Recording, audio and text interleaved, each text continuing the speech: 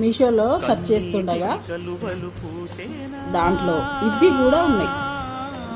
మనం అసలు అనుకోం కదా ఇట్లా ఇవి కూడా దొరుకుతాయని. చూడండి నేను ఏం తెప్పించుకున్నాను. మబ్బులెంతగా కురిసిన ఆకాశం తడిసేనా,